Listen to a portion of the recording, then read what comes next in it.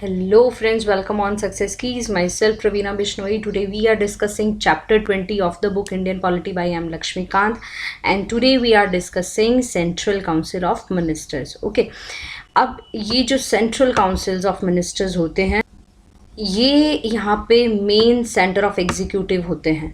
अकेला प्रेसिडेंट सरकार नहीं चला सकता, अकेला वाइस प्रेसिडेंट नहीं चला सकता, वो तो वैसे ही बेचारा चेयरमैन ऑफ राज्यसभा ही होता है, और अकेला प्राइम मिनिस्टर सरकार नहीं चला सकता। अब चलाते कौन हैं? ये सेंट्रल काउंसिल ऑफ मिनिस्टर, ये रियल एग्जीक्यूटिव होते हैं।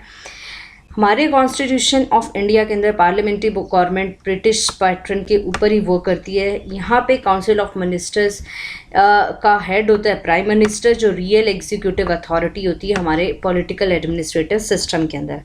अब इसी पार्लियामेंट्री सिस्टम के अंदर कॉन्स्टिट्यूशन ने not detail in the constitution में ज़्यादा डिटेल नहीं दी गई हैं, बट यहाँ पे दो आर्टिकल्स इनके लिए दे दिए हैं, 74 और 75। अब यहाँ पे ये नहीं बताया गया मेन की कौन होते हैं, सेंट्रल काउंसिल ऑफ मिनिस्टर कैसे बनाया जाता है, कोई इतना ज़्यादा मेथड इलेबोरेट नहीं है। सिर्फ इतना लिखा हुआ आर्टिकल 74 एंड 75 डील करते हैं इनके यहाँ पे कैसे बनाए जाएंगे और इनका कैसा मैनर होगा।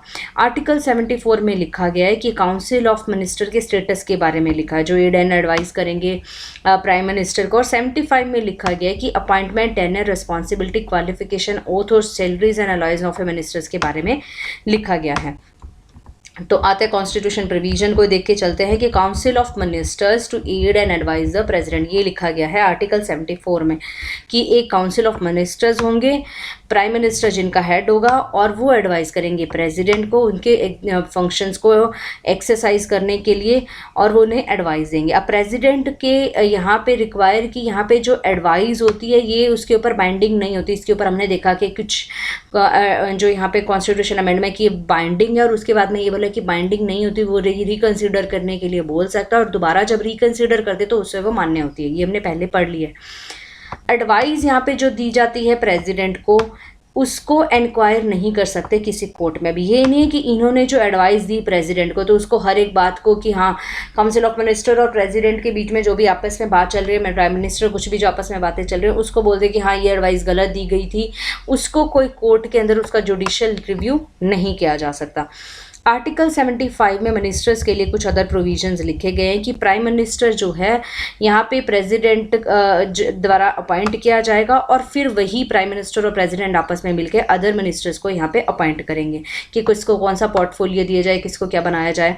टोटल मिनिस्टर जो इंक्लूड होते हैं प्राइम मिनिस्टर और काउंसिल ऑफ मिनिस्टर को जोड़ के, वो 15% ऑफ से ज़्यादा नहीं होना चाहिए। कि लोकसभा के मेंबर अगर 100 हैं तो उसमें 15 को मिनिस्टर बना सकते हैं। ऐसे नहीं कि 40-50% को मिनिस्टर्स यहाँ पे बना के बिठा दें और मिनिस्ट्रीज को सब डिवाइडेड कर दें, ऐसा नहीं हो सकता। ये प्रोविजन ऐड किया गया था 91st अमेंडमेंट एक्ट 2003 के अंदर।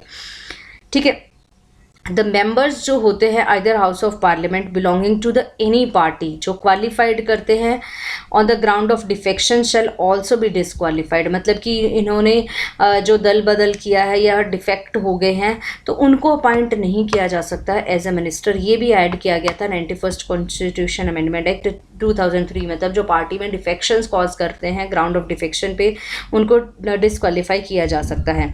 मिनिस्टर्स होल्ड करते हैं ऑफिस जब तक कि प्रेसिडेंट चाहे। जैसे हमने बोला था ना, जब तक प्रेसिडेंट चाहे। तो प्रेसिडेंट कैसे चाह सकता है कि अगर प्राइम मिनिस्टर खुद ने रिजाइन कर दिया तो काउंसिल ऑफ मिनिस्टर्स ये सारे भंग हो जाएंगे, और ये प्राइम मिनिस्टर खुद भी उनको भंग करने के लिए काउंसिल को या लोकसभा को भंग करने के लिए एडवाइस कर सकता है प्रेसिडेंट को।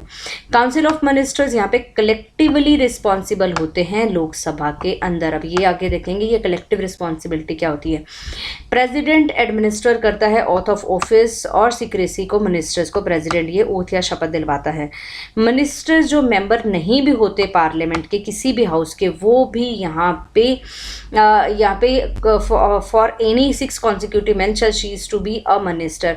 तो वो उसको नहीं भी होते, उनको चुना जा सकता है एज ए मिनिस्टर, बट बाद में उसे 6 महीनों के अंदर इलेक्शन लड़के वहाँ पे जीत के आना होता है और फिर वो मिनिस्टर रह सकता है, और अगर नहीं आता तो फिर वो यहाँ पे सीज कर दिया जाता है मिनिस्टर बनने से।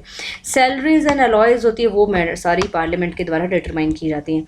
आर्टिकल 77 में लिखा गया है conduct of business of the government of India, कैसे कार्य करेगी भारतीय सरकार, उसके बारे में लिखा गया है आर्टिकल 77 के अंदर, कि सारे जो एग्जीक्यूटिव एक्शन होंगे गवर्नमेंट को ऑफ इंडिया के अंदर वो किसके नाम पे लिए जाएंगे, प्रेसिडेंट के नाम पे लिए जाएंगे।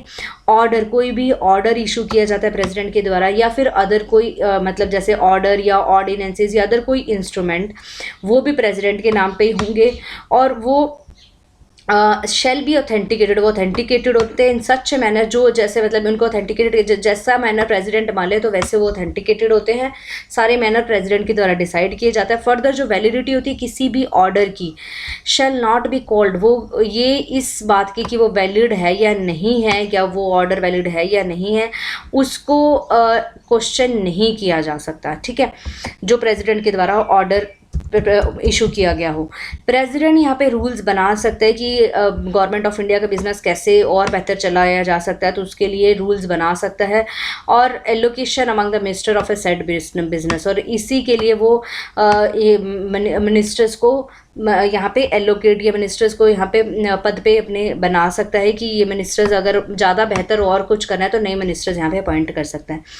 आर्टिकल 78 में ड्यूटीज़ क्या होती है प्राइम मिनिस्टर की, कि there shall be duty of a prime minister, prime minister की ड्यूटी क्या होता है कि प्रेसिडेंट को कम्युनिकेट करे, उनको सारी इन्फॉर्मेशंस दे यहाँ पे जो काउंसिल में चल रहा है, और प्रेसिडेंट काउंसिल ऑफ मिनिस्टर को कुछ कंसिडरेशन के लिए कुछ मामले सौंप भी सकता है, ठीक है, ये हमने पहले पढ़ लिया। आर्टिकल 88 के अंदर rights of ministers as respect of the houses, अब 88 में लिखा है कि मिनिस्टर्स के पास क्या हक होते हैं एज रिस्पेक्ट द हाउसेस, ठीक है, हाउसेस के कंसर्न के अंदर, कि एवरी मिनिस्टर के पास राइट होती है, मतलब हाउसेस की रिस्पेक्ट में क्या उनके पास यहाँ पे राइट्स होते हैं, कि उनके पास राइट होते हैं कि कोई भी मिनिस्टर किसी भी यहाँ पे हाउस में, राज्यसभा लोकसभा के अंदर कोई प्रोसीडिंग्स चल रहे हैं तो वहाँ पे जाके बैठ सकता है, ठीक है, वहाँ पे बोल भी सकता है, और किसी भी जॉइंट सिटिंग अगर हो रही है तो वहाँ पे भी जाके बैठ सकता है, बोल सकता है। बस यहाँ पे उसको राइट टू वोट नहीं होता, किसी भी बिल को लेके राइट टू जो वोट होता है वो वोट का अधिकार नहीं होता, बस वो बैठ सकता है और बोल सकता है। Nature of advice by the minister, अब कैसी एडवाइस दी जाती है प्रेसिडेंट को, तो 74 में लिखा गया काउंसिल्स यहाँ पे एडवाइस करेंगे प्रेसिडेंट को। तो 42nd और 44th कॉन्स्टिट्यूशन में बोला गया था कि बाइंडिंग होती है, फिर बाद में मैंने बोला कि उसको वो दोबारा रिकन्सिडर करने के लिए भी बोल सकता है, और फिर दोबारा अगर इसी कंसेंट के लिए सेम ही एडवाइस दी गई तो वो उसके लिए मान्य होती है।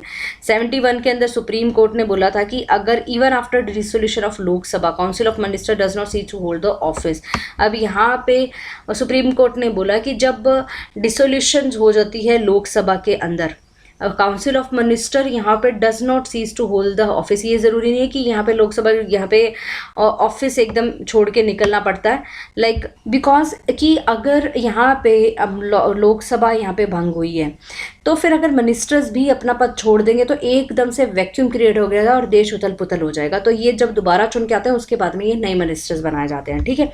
आर्टिकल 74 मैंडेटरी था कि भाई यहाँ पे प्रेसिडेंट को ये मानना ही मानना है, फिर बाद में ये बोला कि ठीक है यहाँ पे पहले रिकन्सिडर करने के लिए बोल सकते हैं, और बाद में रिकन्सिडरेशन के बाद में दोबारा सेम एडवाइस होती है तो वो उन्हें माननी पड़ती है, यही लिखा गया। नेक्स्ट आता है अपॉइंटमेंट ऑफ मिनिस्टर, मिनिस्टर्स को कैसे अपॉइंट किया जाता है, तो prime minister is appoint by the president, पहले प्रेसिडेंट प्राइम मिनिस्टर को बनाता है और फिर वो सारे मिनिस्टर्स को अपॉइंट किया जाता है, वही recommendation by the prime minister. Usually जो मेंबर्स ऑफ पार्लियामेंट होते हैं, जो लोकसभा या राज्यसभा के मेंबर होते हैं, उन्हीं को मिनिस्टर्स बनाया जाता है, किसी अदर पर्सन को भी बनाया जा सकता है, बस उसे यहाँ पे 6 महीने के अंदर अंदर इलेक्शंस लड़के आना पड़ता है, अगर नहीं लड़के आता तो वो सीज हो जाता है, मिनिस्टर नहीं बन पाता, ठीक है।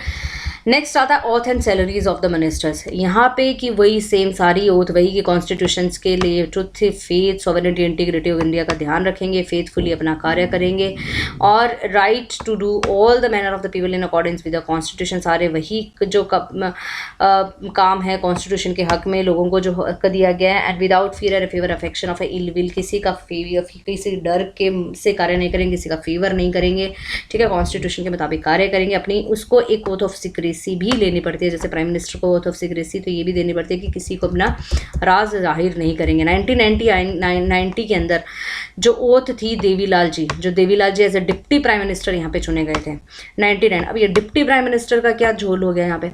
अब फ्रेंड्स ये होता है कि प्राइम मिनिस्टर, अब जैसे पूरी मेजॉरिटी पार्टी है एक, इसमें बहुत सारे मेंबर्स हैं, ठीक है, ये पार्टी चुन के आ गई है, ठीक है।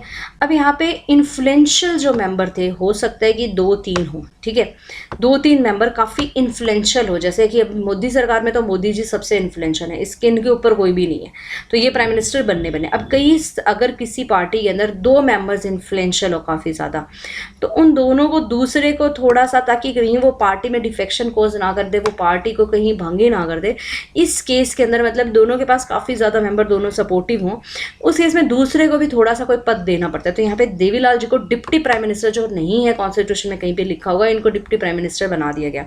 अब यहाँ पे डिप्टी प्राइम मिनिस्टर की यहाँ पे ओथ को चैलेंज कर दिया गया कि ये अनकॉन्स्टिट्यूशनल है, कि ये तो प्राइम मिनिस्टर और मिनिस्टर्स की ओथ है, ये डिप्टी प्राइम मिनिस्टर को कहाँ से शपथ दिलवा दी है। सुप्रीम कोर्ट ने यहाँ पे अपहेल्ड किया कि ओथ वैलिड है, ऐसा नहीं है कि भाई शपथ जो दिलवाई है, अगर ये शपथ भाई भगवान कॉन्स्टिट्यूशन के हिसाब से कार्य करेगा, लोगों का हित में कार्य करेगा, फेथ में रखेगा कॉन्स्टिट्यूशन, तो ये कोई अनवैलिड नहीं है। Stated describing a person as deputy prime minister is descriptive only and such description does not confer him on a power of any prime minister. मतलब ये जो पोस्ट है ये सिर्फ मतलब एक नाम के यहाँ पे बनाई गई है। ये जो मेन जो कार्य, तो जो पावर्स, ये नहीं है कि अब ये ओथ लेके और प्राइम मिनिस्टर बन जाएगा, नहीं, ये ओथ लेके प्राइम मिनिस्टर नहीं बनेगा। ओथ ठीक है, ओथ ले लिए, कोई दिक्कत नहीं है, अपने पद पे रहते हुए निष्ठावान रहेगा तो कोई दिक्कत नहीं है उसमें। तो ये नहीं कि ये ओथ लेने के बाद में ये उनकी पावर्स को भी कन्फर कर सकता है, नहीं। It ruled that the description of a minister as a deputy prime minister or any other type of minister, such as a minister of a state या deputy minister, there is a no mention in the constitution and does not vitiate the oath taken by him so long as a substantive part of a oath is correct। ठीक है, कि ये नहीं है कि बंदे ने भैया ओथ को दूषित कर दिया गया है कि डिप्टी प्राइम मिनिस्टर, जब तक ओथ का जो पार्ट है वो करेक्ट है, सही तरह से उन्होंने बोला है, सही चीज़ बोली है, ठीक है, सही मैनर में बोली है, तो कहीं नहीं कि ओथ दूषित हो गई कि ये तो सिर्फ प्राइम मिनिस्टर और ये ले सकते थे, ये नहीं ले सकते, ठीक है। सैलरीज एंड अलॉयंस जो होती है मिनिस्टर की, वो डिटरमाइन की जाती है पार्लियामेंट के द्वारा time to time.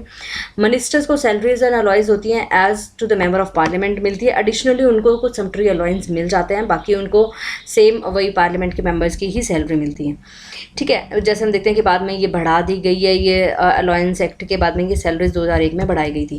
Responsibility of, main मुद्दा यहीं पे आता है, ये सबसे इंपॉर्टेंट चीज़ है इनके अंदर कि मिनिस्टर्स की रिस्पॉन्सिबिलिटी क्या होती है, वो कलेक्टिवली रिस्पॉन्सिबल होते हैं। फंडामेंटल प्रिंसिपल जो यहाँ पे वर्किंग ऑफ पार्लियामेंट्री सिस्टम में है, वो फंडामेंटल मेन चीज़ क्या है, कलेक्टिव रिस्पॉन्सिबिलिटी सबसे मायने रखती है। ये कलेक्टिव रिस्पॉन्सिबिलिटी ना हो तो बहुत सारी सरकारें यहाँ पे गिरी हैं। आर्टिकल 75 के अंदर ये बोला गया है कि काउंसिल ऑफ मिनिस्टर जो होंगे वो कलेक्टिवली रिस्पॉन्सिबल होंगे लोकसभा के लिए, ठीक है। इसका मतलब ये हुआ कि जो सभी मिनिस्टर्स होंगे उनकी एक ज्वाइंट रिस्पॉन्सिबिलिटी होगी लोकसभा के लिए, वो अपने सभी कार्यों जो उन्होंने किए हैं, गलत किए या सही किए, उन सभी कार्यों के लिए लोकसभा को जवाबदेह या उसके लिए रिस्पॉन्सिबल होंगे। वो वर्क करेंगे एज अ टीम के लिए और डूबेंगे भी इकट्ठे ही चलेंगे और इकट्ठे ही डूबेंगे, तैरेंगे भी इकट्ठे और डूबेंगे भी इकट्ठे। जब लोकसभा पास कर they know confidence motion against the council of ministers, तो सभी मिनिस्टर्स को यहाँ पे रिजाइन करना पड़ता है, चाहे वो मिनिस्टर राज्यसभा से ही क्यों ना हो। तो मिनिस्टर्स को अपनी मिनिस्ट्री जरूर त्यागनी करती है। अल्टरनेटिवली काउंसिल ऑफ मिनिस्टर्स जो होते हैं एडवाइस करते हैं प्रेसिडेंट को कि आप डिसॉल्व कर दें लोकसभा को इस ग्राउंड पे कि हाउस में उनके व्यूज़ को यहाँ पे does not represent the views of electorate faithfully and call for a fresh elections की, मतलब कि यहाँ पे जो है कि अगर मिनिस्टर्स, काउंसिल ऑफ मिनिस्टर्स बोलें प्रेसिडेंट को भी आप यहाँ पे लोकसभा को बंद कर दीजिए, क्योंकि यहाँ पे जो लोगों के द्वारा, इलेक्टोरेट के द्वारा जो ये चुन के जो आए हुए लोग हैं, मेंबर्स ऑफ पार्लियामेंट है, वो लोगों के हित, उनके जो व्यूज़ हैं वो लोगों के हित में नहीं है, या अलग कानून पास हो रहे हैं देश हित में नहीं है, तो उस केस के अंदर वो यहाँ पे उनके यहाँ पे फ्रेश इलेक्शंस के लिए बोल सकते हैं। अब प्रेसिडेंट क्या होता है कि प्रेसिडेंट के पास ये भी पावर होती है कि वो ना भी माने काउंसिल ऑफ मिनिस्टर्स की जिन्होंने कॉन्फिडेंस खो दिया हो लोकसभा के अंदर, तो ये ज़रूरी है कि प्रेसिडेंट उनकी बात माने। ये उनकी बात नहीं भी मान सकते अगर उन्होंने कॉन्फिडेंस खो दिया हो लोकसभा के अंदर।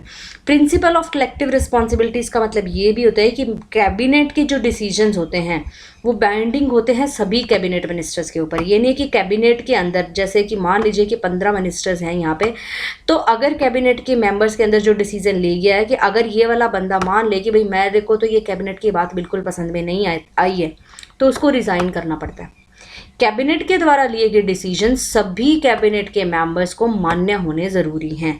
अगर इनके कोई डिफरेंस भी आ जाते हैं तो भी इनको यहाँ पे ये मानना पड़ता है। अगर इट इज़ अ ड्यूटी, हर एक मिनिस्टर की ड्यूटी होती है कि वो कैबिनेट के डिसीजन को माने, उनको सपोर्ट करे, इनसाइड भी सपोर्ट करे, आउटसाइड ऑफ द पार्लियामेंट भी सपोर्ट करे।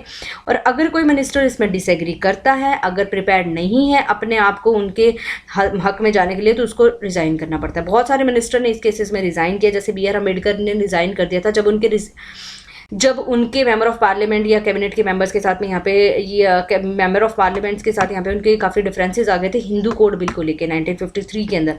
अब ये हिंदू कोड बिल था क्या फ्रेंड? ये हिंदू कोड बिल जो भी बोलते हैं ना, यूनिफॉर्म सिविल कोड, ये यही एक था जिसको पार्ट में पास करवाया गया। हिंदू कोड बिल या अदर बिल्स के नाम से ये शुरुआत हुई थी इसकी, जस्ट इसके बनने के बाद ही 50s के अंदर इसकी शुरुआत हो गई थी कि ऐसा यूनिफॉर्म सिविल कोड लेके आना चाहिए ताकि हिंदू सोसाइटी को थोड़ा मॉडर्नाइज किया जाए।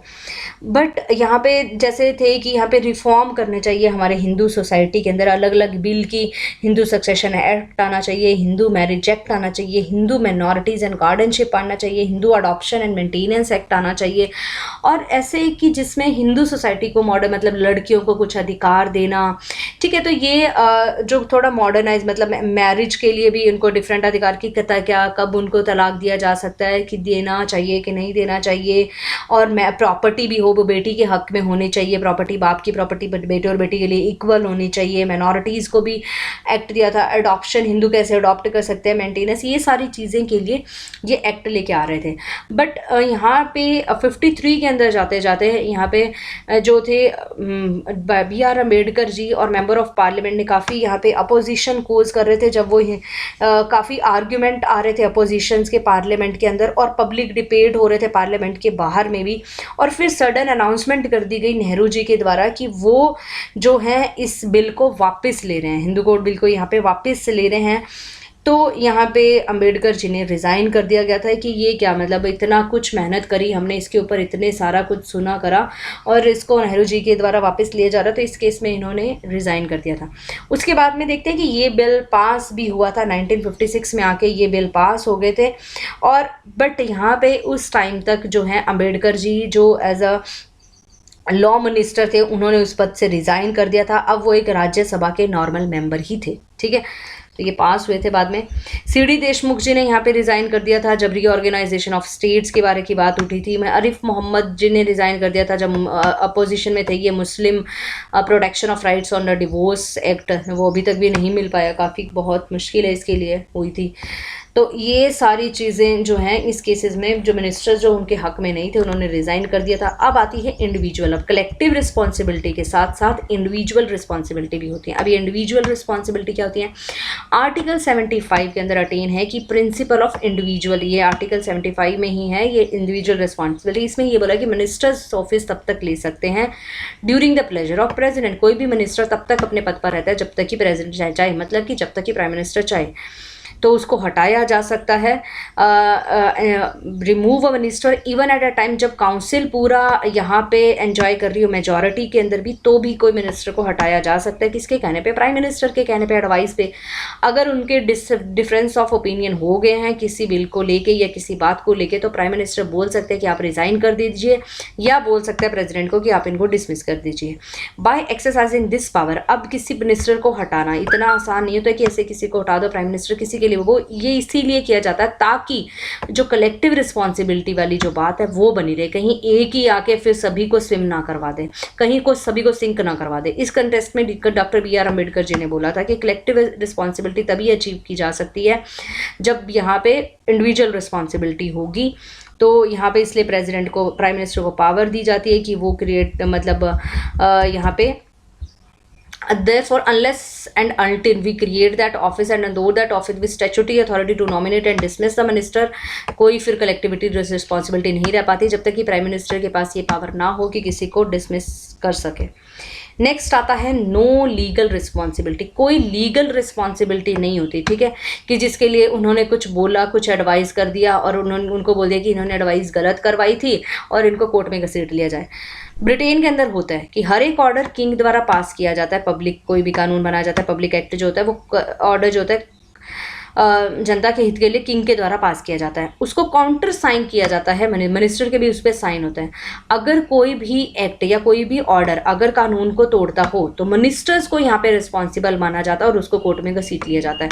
लीगली एक्सेप्टेड, यहाँ पे ब्रिटेन में यही फ्रेज है कि किंग ने कुछ गलत नहीं किया, जो कुछ कभी मिनिस्टर साइन ना करता, ठीक है, क्योंकि काउंटर साइन तो इसको लेके, तो किंग ने कुछ गलत नहीं किया, इसलिए उसको कभी भी जेल में मतलब कोर्ट में कटहरे में नहीं खड़ा करा जाता, सिर्फ मिनिस्टर्स को खड़ा कर जाता।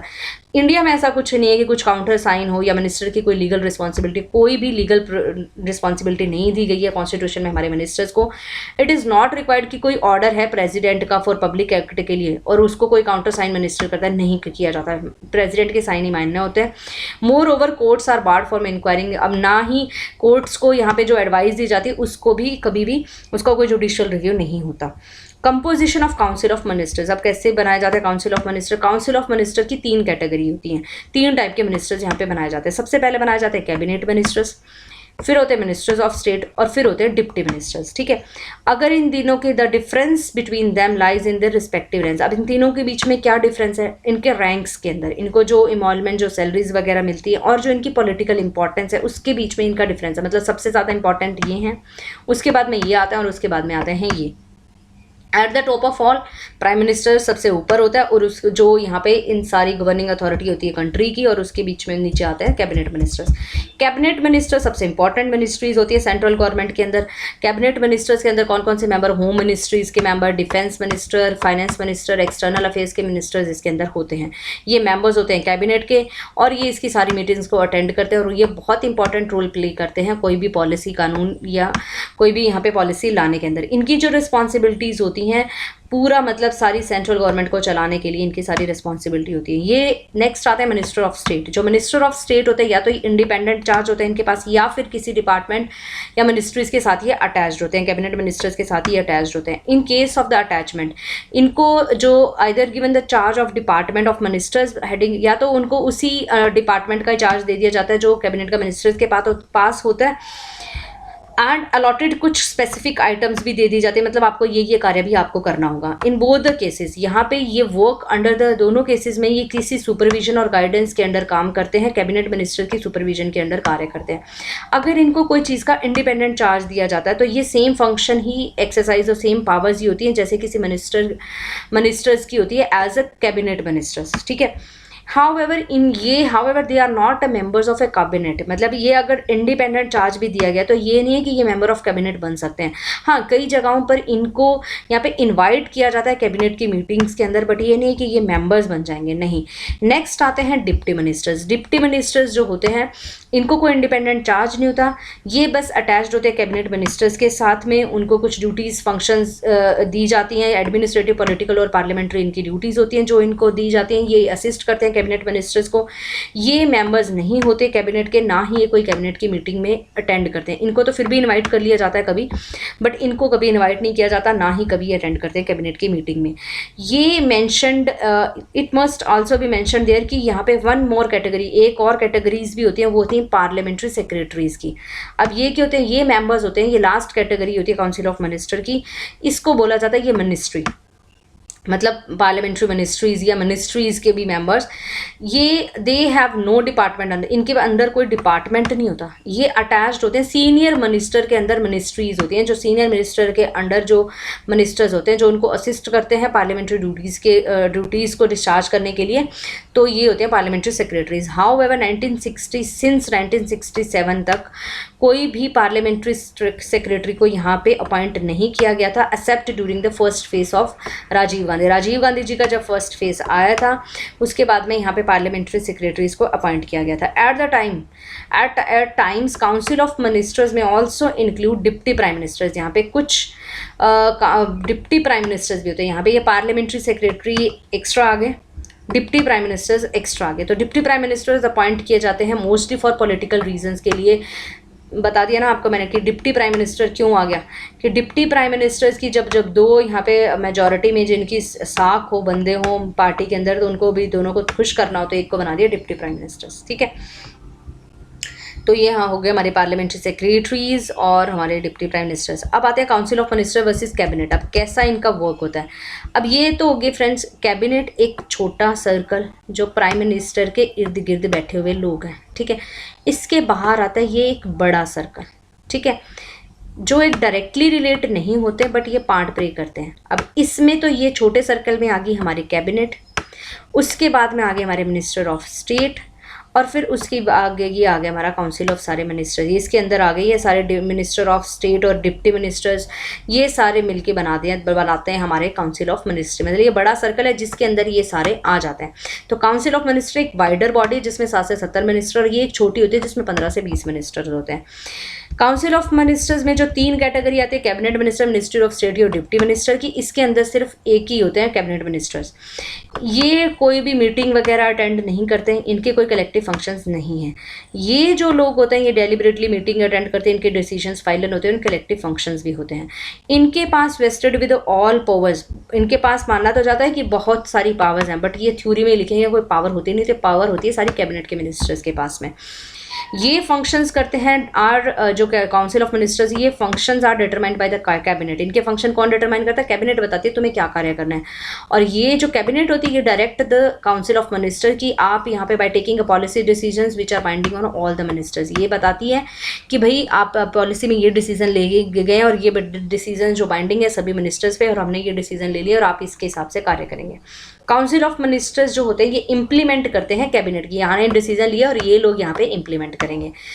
ये जो होती है कैबिनेट होती है सुपरवाइजेज द इम्प्लीमेंटेशन, ये सारे डिसीजन को सुपरवाइज करती है, देखती है कि भाई हाँ सही तरह से इंप्लीमेंट हो रहे हैं कि नहीं हो रहे। It is a constitutional body, deal करती है, ये कॉन्स्टिट्यूशनल बॉडी, इसके बारे में लिखा गया 74 और 75 में, जैसे हमने आगे पढ़ा था। इसकी साइज़ और क्लासिफिकेशन जो है ये मेंशन नहीं थी कि कितना बड़ा साइज़ होता है। इसकी साइज़ को डिटरमाइन करता है प्राइम मिनिस्टर कि कितने मिनिस्टर होने चाहिए। टाइम टू टाइम ये देखते हैं कि कितने मिनिस्टर होने चाहिए, कभी घटा देता है कभी बढ़ा देता है। इसकी क्लासिफिकेशन 3 ईयर बॉडी होती है based on the convention. Convention मतलब जैसे पार्लियामेंट्री सिस्टम चल रहा है तो वो आते जाते जो चेंजेस आते हैं ना उसी से ही पता चला कि इतने इतने मिनिस्टर्स में हो सकते हैं। It has however got a legislative sanction. 10 salaries allowance 1952, ये जो मिनिस्टर्स होते हैं मेंबर्स एज इनको जो सैलरीज मिलती है as a member of council of ministers by whatever name called includes a deputy minister. अब कुछ भी कौन से भी मिनिस्टर हो, डिप्टी मिनिस्टर हो, पार्लियामेंट्री सेक्रेटरी कुछ भी हो, बट इनको जो सैलरी मिलती है as a member of council of ministers दी जाती है। इनको इंसर्ट किया गया था आर्टिकल 53-52 में इन द कॉन्स्टिट्यूशन 1978 के अंदर ऐड किया गया था bye 44th constitutional amendment. Cabinet के बारे में कहीं नहीं लिखा हुआ, यहाँ पे कोई भी जगह पे नहीं लिखा हुआ था कॉन्स्टिट्यूशन में कैबिनेट के बारे में। नाउ आल्सो आर्टिकल 352 में सिर्फ इतना ही लिखा गया है कि कैबिनेट में the council consist of prime minister and other ministers of a cabinet rank appointed under the article 75। तो यहाँ पे काउंसिल में क्या होते हैं, प्राइम मिनिस्टर होते हैं और जो मिनिस्टर्स होते हैं कैबिनेट के, बस ये इतना ही लिखा है और कुछ बहुत ज़्यादा यहाँ पे कैबिनेट के बारे में नहीं लिखा, ना ही उसके पावर्स के बारे में लिखा है, ना ही उसके फंक्शंस के बारे में लिखा है। अदर वर्ड्स में अगर हम बोले कि जो रोल होते हैं पॉलिटिको एडमिनिस्ट्रेटिव सिस्टम के is based on the convention of parliamentary government as development. जो सारे रोल हैं जैसे ब्रिटेन के अंदर पार्लियामेंट्री सिस्टम में जैसे रोल यहाँ पे कैबिनेट को मिले हैं वैसे ही रोल हमने इंडिया के अंदर दे दिए, जैसे जैसे कन्वेंशन में जैसे जैसे चेंजेस आते गए समय के हिसाब से। ये कलेक्टिवली रिस्पॉन्सिबल होते हैं लोअर हाउस ऑफ पार्लियामेंट के लिए। इट एनफोर्स इन ये भी कलेक्टिवली रिस्पॉन्सिबल होते हैं लोअर हाउस ऑफ पार्लियामेंट के लिए। ठीक है, next this is all about next is a role of cabinet. अब कैबिनेट का रोल क्या होता है? बहुत बड़ा रोल होता है, हाईएस्ट डिसीजन मेकिंग अथॉरिटी होती है। चीफ पॉलिसी फार्मुलेटिंग बॉडी होती है सेंट्रल गवर्नमेंट की। सुप्रीम एग्जीक्यूटिव, सब चीज़ें इनके हिसाब से चलती हैं, यही देखते हैं, यही सुपरवाइज करते हैं कैसे कोई पॉलिसी लागू हो रही है। चीफ कोऑर्डिनेटेड होते हैं सेंट्रल एडमिनिस्ट्रेशन के। एडवाइजरी बॉडी होती है प्रेसिडेंट को। चीफ क्राइसिस मैनेजर होते हैं ये, and deal with emergency situation, ये डील करते हैं सभी major legislative and financial matters को। ये एक्सरसाइज कंट्रोल करते हैं हाईली अपॉइंटमेंट्स, जो हाई अपॉइंटमेंट होते हैं कॉन्स्टिट्यूशन अथॉरिटी में, सीनियर सेक्रेटरी एडमिनिस्ट्रेटर्स वगैरह जो होते हैं, इन्हीं को यही जो है मैनेज, ये उन्हीं को इनके ऊपर इनका जो कैबिनेट मिनिस्टर का फुल कंट्रोल होता है सभी हायर मिनिस्ट्रीज के ऊपर। It deal with all foreign policies and foreign affairs को, ठीक है। रोल डिस्क्रिप्शंस, अब इनके रोल के बारे में भी डिस्क्राइब किया गया, ठीक है, पॉलिटिकल साइंटिस्ट के द्वारा। तो ये भी क्या होता है, कैबिनेट एक जो होता है ना स्टीयरिंग व्हील होते हैं, एक पहिया होता है शिप ऑफ द स्टेट का, जो जिससे ये चलता है। And cabinet is a keystone of political all, cabinet होता है कि pivot around the whole political machinery, ये वही चक्का होता है जिसके इर्द गिर्द सारी पॉलिटिकल मशीनरी चलती है। यहाँ पे बाकर ने बोला cabinet is a magnet of a policy, policies की मैग्नेट, मतलब पॉलिसीज़ जो हैं इन्हीं के द्वारा सारी बनाई जाती हैं। Cabinet is a hyphen that joins a buckle that binds the executive and legislative department together, ये वो वाला हाइफन है जो यहाँ पे एग्जीक्यूटिव और लेजिस्लेटिव डिपार्टमेंट्स को आपस में ज्वाइन करके रखता है। सर आइवर जेनिंग्स ने बोला कि cabinet is a core of British constitutional system, ये कोर होता है and it provide unity to the British system of government, ये यूनिटी प्रोवाइड करता है। Cabinet is a central directing instrument of the government, तो ये सब कुछ आप पढ़ सकते हैं। नेक्स्ट आता है यहाँ पे किचन कैबिनेट। अब ये किचन कैबिनेट क्या होता है कि बैठ के चाय पी रहे हैं या कुछ बना रहे हैं तो उसे किचन कैबिनेट, ये एग्जैक्टली ऐसा ही कुछ होता है कि फैमिली मेम्बर्स भी इसमें इंक्लूड होते हैं। कैबिनेट एक स्मॉल बॉडीज होते हैं जिसमें 15 से 20 मिनिस्टर्स होते हैं, हाईएस्ट डिसीजन मेकिंग बॉडी होती है। हाउएवर एक उससे भी छोटी बॉडी जो होती हैं जिसे इनर कैबिनेट या किचन कैबिनेट बोला जाता है, जिसके हाथ में सेंटर ऑफ द पावर होती है। अब ये ज़्यादातर अभी मोदी जी के केस में तो इतना, मोदी जी के केस में भी पर मतलब मोदी जी के केस में है जो कैबिनेट मेंबर्स हैं, बट किचन कैबिनेट वाला बात नहीं है। वो किचन कैबिनेट थी इंदिरा गांधी जी के टाइम की, उनके फैमिली मेंबर्स थे, उनके बेटे जो थे वो उनको थोड़ा जो था इन्फ्लुएंस करते थे उनकी पॉलिसीज़ के अंदर, तो कैबिनेट का भी रोल उतना नहीं रह जाता था जितना उनके किचन का या उनकी फैमिली का रह जाता था। ये जो इनफॉर्मल बॉडीज़ होते हैं इसमें एक प्राइम मिनिस्टर होते हैं, 2 से 4 इन्फ्लुएंशियल कोलीग्स हो सकते हैं या फिर कुछ अदर फैमिली मेम्बर्स हो सकते हैं जिनसे वो अपनी सारी प्रॉब्लम्स को डिस्कस करते हैं। अब इन्हें जो एडवाइजेस दी जाती हैं वो काफ़ी क्रूशियल, जिनसे ये एडवाइस दी जाती है वही डिसीजन जो है प्राइम मिनिस्टर ले लेता है। इसमें हो सकता है कि कैबिनेट के मिनिस्टर्स हों और ये भी हो सकता है उनके कुछ फ्रेंड्स हो या फैमिली मेम्बर्स हो। तो आप यहाँ पे देख सकते हैं कि कैबिनेट को हटा के जो इन्फ्लुएंस किनका हो जाता है, फैमिली मेम्बर्स का हो जाता है। हर एक प्राइम मिनिस्टर इन इंडिया उनकी कुछ इनर कैबिनेट भी होती है, एक circle with in the circle, ठीक है। इंदिरा गांधी की इरा के अंदर इनर कैबिनेट थी जिसे किचन कैबिनेट बोला गया और वो काफ़ी पावरफुल थी। Prime ministers restored to the adviser, prime minister किसकी बातें मानता है, ज़्यादातर इनर कैबिनेट की बात है। तो मतलब ये एक हो गया कि एक्स्ट्रा कॉन्स्टिट्यूशनल बॉडीज़ की बातें मानी जा रही हैं और कैबिनेट को यहाँ पे हटाया जा रहा है।